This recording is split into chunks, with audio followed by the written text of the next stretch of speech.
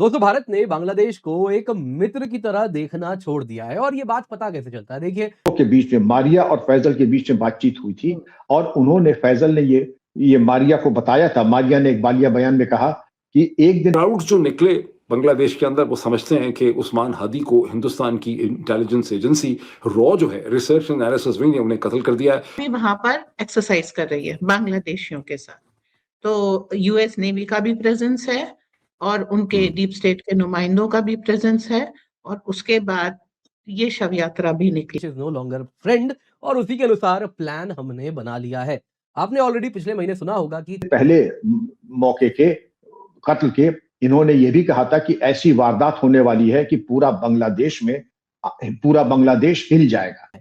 आज दोस्तों न्यूज आया कि सिर्फ 3 नहीं, अब हम एक चौथा भी यहाँ पे एक मिलिट्री गैरिजन कुछ इस तरफ बना रहे हैं जो कि क्लियरली बांग्लादेश के तो कुछ अगर आज ब्लो आउट नहीं करता तो भविष्य में ब्लो आउट जरूर करेगा। इसके सारे संकेत लिखे रखे हैं, डायरेक्ट कम्युनिकेशन है और थैंक्स टू एलोन मस्क की सैटेलाइट्स। नक्शा देखिए ना बांग्लादेश का, तो बांग्लादेश के इधर भी भारत है, इधर भी भारत है, इधर भी भारत है। ये उसको मिलिट्री के इस्तेमाल में कर लेगा, वो चाहे अपनी जो है हैवी आर्म्ड आर्टिलरी हो। और एक फुल प्रूफ प्लान भारत के लिए बनाया जाएगा। अगेन ग्रेटर बांग्लादेश का मैप तैयार है, चाइना भी एच कर रहा है, डीप स्टेट भी एच कर रहा है, तो काम तो होगा, बुरा होगा। नमस्कार दोस्तों बांग्लादेश के अब 4 टुकड़े होंगे। भारत की सेना ने तैयारी कर ली है। भारत अपने आर्मी बेसिस को तो मजबूत कर ही रहा है, साथ ही नए बेसिस भी बना रहा है और जिसके बाद बांग्लादेश में काफी हड़कंप है। यहाँ हालांकि बांग्लादेश में इस समय अमेरिकन आर्मी है जो कि बांग्लादेश की आर्मी के साथ कुछ युद्धाभ्यास कर रही है। अभी किस तरह के युद्धाभ्यास है अब, लेकिन बांग्लादेश की पोलिटिकल जो कंडीशन है वो खराब होती जा रही है। जिस तरह से प्रोटेस्ट वहाँ हो रहे हैं, हिंसा वहाँ हो रही है, हिंदुओं के खिलाफ जो हिंसा हो रही है वो बहुत ज्यादा चिंता का विषय है और भारत पे इस पे दबाव पड़ भी रहा है। तो भारत ने अपनी तरफ से पूरी तैयारी कर रखी है, जरूरत पड़ेगी तो फिर देखते हैं कि सरकार क्या करती है, शायद मिलिट्री ऑपरेशन होते हैं। तो दूसरी तरफ यूनिस नहीं चाहता कि इलेक्शन हो और यही सबसे बड़ी वजह है कि ये सारी चीज़ें की जा रही हैं। सिर्फ इलेक्शन को टालने के लिए यूनिस ये सारी हरकतें कर रहा है और इस सबसे परेशानी सबसे ज़्यादा वहाँ के आम लोगों को हो रही है। अब सबसे पहले तो भारत सरकार को चाहिए कि इनकी जितनी भी सहायता है, अगर कोई सहायता इस समय नहीं मिल रही है, हालांकि लगभग सारी सहायता भारत सरकार इनकी बंद कर चुकी है, लेकिन अगर कुछ है भी तो वो भी बंद कर देना चाहिए, यही सही वक्त है। आप क्या सोचते हैं कमेंट बॉक्स में ज़रूर लिखिएगा। वीडियो अच्छा लगे तो लाइक करें, शेयर करें, चैनल को सब्सक्राइब करना ना भूलें और बेल का आइकन प्रेस करते हैं। आइए आगे बढ़ते हैं इस वीडियो में। दोस्तों भारत ने बांग्लादेश को एक मित्र की तरह देखना छोड़ दिया है और ये बात पता कैसे चलता है देखिए। बातों में तो अभी भी आपको वही दिखेगा, very friendly relations with Bangladesh, brotherly country Bangladesh, लेकिन जियोपॉलिटिक्स में शब्दों से ज्यादा एक्शंस को इंपॉर्टेंस दिया जाता है। एक्शंस की बात करें तो उससे एक चीज क्लियरली दिख रही है, Bangladesh is no longer friend और उसी के अनुसार प्लान हमने बना लिया है। आपने ऑलरेडी पिछले महीने सुना होगा कि 3 नए मिलिट्री इंस्टॉलेशन हमने तैनात किए थे सिलीगुड़ी कॉरिडोर के इर्द गिर्द और उसके साथ अगर आप देखिए तो कहीं ना कहीं सिलीगुड़ी कॉरिडोर को सुरक्षा मजबूत करना था और बांग्लादेश के खिलाफ भी ऑफेंसिव पोस्टर यहां पर हमने तैनात कर लिया है। आज दोस्तों न्यूज आया कि सिर्फ 3 नहीं, अब हम एक चौथा भी यहाँ पे एक मिलिट्री गैरिजन कुछ इस तरफ बना रहे हैं जो कि क्लियरली बांग्लादेश के लिए उसके दूसरे जो सो कॉल्ड चिकन नेक है जो कि चिटागोंग को काटने के लिए सबसे पहले इस्तेमाल होगा। कुछ वहीं पर अगर आप देखें तो हम एक ऐसा कॉरिडोर तैनात भी कर रहे हैं। तो यहां पर दोस्तों सवाल पूछा जा रहा है, देखिए 1971 में तो हमने इतिहास बदल दिया था।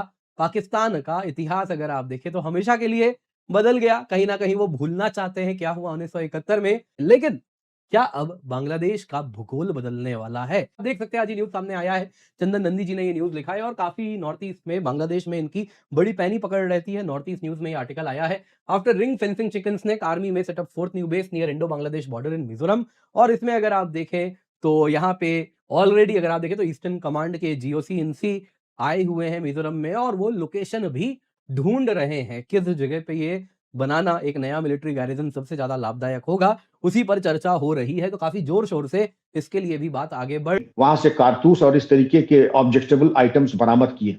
यह भी था कि मैक्सिमम कॉल्स और जरूरत से ज्यादा कॉल्स दोनों के बीच में मारिया और फैजल के बीच में बातचीत हुई थी और उन्होंने फैजल ने ये मारिया को बताया था। मारिया ने एक बालिया बयान में कहा कि एक दिन पहले मौके के कत्ल के इन्होंने ये भी कहा था कि ऐसी वारदात होने वाली है कि पूरा बांग्लादेश हिल जाएगा। तो इससे ये भी मालूम पड़ गया कि इसमें हिंदुस्तान का कोई हाथ नहीं है। ये लोकल वहां की पॉलिटिक्स है। लेकिन बांग्लादेश आज की तारीख में अमेरिका, चीन और पाकिस्तान के इर्द गिर्द उनकी पॉलिटिक्स में बुरी तरीके से उलझ गया है।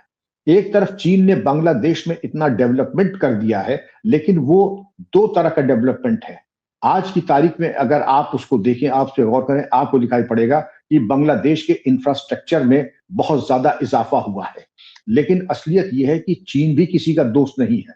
उसने जो डेवलपमेंट बांग्लादेश का किया है वो अपने हिसाब से किया है कि जब इस इंफ्रास्ट्रक्चर को मिलिटराइज कराना होगा, मिलिट्री के लिए इस्तेमाल करना होगा, तो वो इसको पूरी तरीके से ये उसको मिलिट्री के इस्तेमाल में कर लेगा। वो चाहे अपनी जो है हैवी आर्म्ड आर्टिलरी हो या एयरफोर्स हो, उसके लिए बखूबी इस्तेमाल कर सकता है। दो तीन बातें आपके लिए और करूंगा। एक साहब और हैं जमात इस्लामी के, उन्होंने कहा कि हमारे 50 लाख जो है नौजवान तैयार हैं और वो हिंदुस्तान पे हमला करने के लिए, जिसे कि गजवाए हिंद कर देंगे। अब मैं क्या कहूं इसमें, अभी तुमसे अपने हिसाब किताब हो नहीं रहे हैं, लेकिन मेढकी को भी कभी कभी जुकाम हो जाता है, तो वो कह रहे हैं 50 लाख लोग जो है चढ़ बैठेंगे। अरे तुम्हारे यहाँ इकोनॉमी और जीडीपी ऐसा है नहीं, अब तुम 50 लाख की बातें सुन लीजिए सबकी 9-9 लाख की। तो अब अगर इस पे आप गौर करें, इस तरीके की भड़काऊ बातें और ये हर चीज थोप देना हिंदुस्तान के माथे पर, सेंट मार्टिन आइलैंड नहीं, अब शेख हसीना को लेकर के बहुत उनका कि पहले तो उनको हमें वापस कीजिए और उनको डिपोर्ट कीजिए, हिंदुस्तान से बांग्लादेश को दीजिए। शेख हसीना के ऊपर उन्होंने जो सजाए मौत का उनको सजा भी दे दी है। उसके अलावा बांग्लादेश के एक दो और लीडर्स है, बीएनपी बांग्लादेश नेशनलिस्ट पार्टी, जिसमें खालिदा जिया जिसकी प्रेसिडेंट है, और इसके अलावा आपके एक और हजरत हैं, वो अगर उनकी बात करें तो हसनत अब्दुल्ला, ये इन्होंने कहा था कि इंडियन हाई कमीशन को बंद कर दिया जाए, और उन्होंने भी ऐसी बातें कही हैं जो कि कोई पसंद नहीं करेगा। तो चारों तरफ से मतलब ये ढूंढना मुश्किल है कि बांग्लादेश में कि हिंदुस्तान के हक में भी कोई बात करेगा। और तो और बल्कि यहाँ और कहते हैं कि हिंदुस्तान की जो 7 सिस्टर्स हैं, आपकी जो है अरुणाचल प्रदेश, असम, मिजोरम, मणिपुर, मेघालय, नागालैंड और त्रिपुरा, इन पे हम कब्जा कर लेंगे, चिकन्स नेक को हम रौंद देंगे। पहले तो इसका एहसास होना चाहिए कि कौन किसको रौंद सकता है, क्योंकि हिंदुस्तान इस तरीके के अल्फाज इस्तेमाल नहीं करता है। लेकिन ये इनके यहाँ देख लीजिए, यहाँ जो भी प्रेसिडेंट आता है या तो उसका कत्ल होता है या फिर सजाए मौत दे दी जाती है। ये 2-4 चीजें हैं, ये चीज गौर करने वाली है। और अभी तो जो वहां के हालात हैं आरजू साहिबा, कि एक लड़का है उसको वहां पर अभी हाल ही में इन्होंने जला दिया। उस लड़के का नाम क्या है, दीपू चंद्र दास, और उसको जिंदा जला दिया। ये सब जो दंगा फसाद चल रहा है, वहां के 2 प्रेस्टिजियस अखबार हैं बांग्लादेश के, उनके दफ्तरों में आग लगा दिया।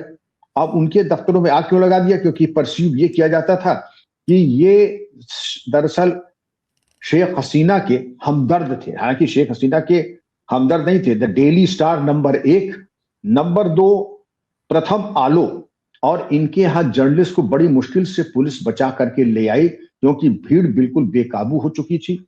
भीड़ का मैंने नेचर बताया कि जो भीड़ का नेचर था वो टोटली सब युवा थे। और